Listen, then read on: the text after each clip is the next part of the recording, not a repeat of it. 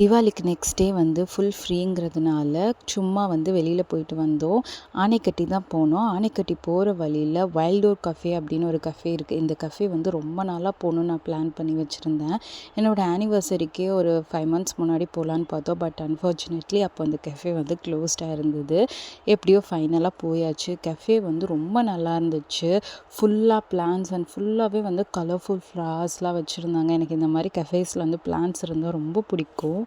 இவ்வளோ நீட்டாக அழகாக வந்து அந்த கெஃபே மெயின்டைன் பண்ணியிருந்தாங்க. அதுவும் மழைலாம் பேஞ்சு ஃபுல் பனியாக இருந்ததுனால அந்த கெஃபே பார்க்கவே அழகாக இருந்துச்சு. ஃபோட்டோஸ்லாம் வந்து எடுக்கணும் அப்படின்னா இங்கே வந்து வளைச்சி வளைச்சி ஃபோட்டோஸ் எடுக்கலாம். அவ்வளோ சூப்பராக இருந்துச்சு.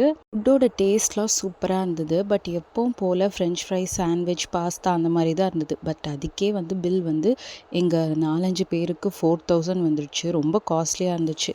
அது மட்டும் தானே தவிர மற்றபடி எல்லாமே ரொம்ப நல்லா இருந்துச்சு. அங்கே சாப்பிட்டுட்டு ஒரு 2 ஹார்ஸ் அங்கேயே ஃபுல்லாக வந்து ஃபோட்டோஸ் எடுத்துகிட்டு இருந்தோம் அண்ட் வீடியோஸும் எடுத்தோம். அதுக்கப்புறம் அங்கேருந்து கிளம்பிட்டோம். வரப்பை விட ரிட்டன் போகும்போது கிளைமேட் இன்னுமே நல்லா இருந்துச்சு. ஃபுல் மிஸ்ட் அண்ட் ப்ரீஸியாக சாங்ஸ்லாம் கேட்டுட்டு அப்படியே பேசிகிட்டே கிளம்பிட்டோம். ரிட்டன் வந்து கோயம்புத்தூர் ப்ராட்வேஸில் நாங்கள் மூவி வந்து பார்த்துட்டு வந்தோம். டியூட் மூவி பார்த்தோம்.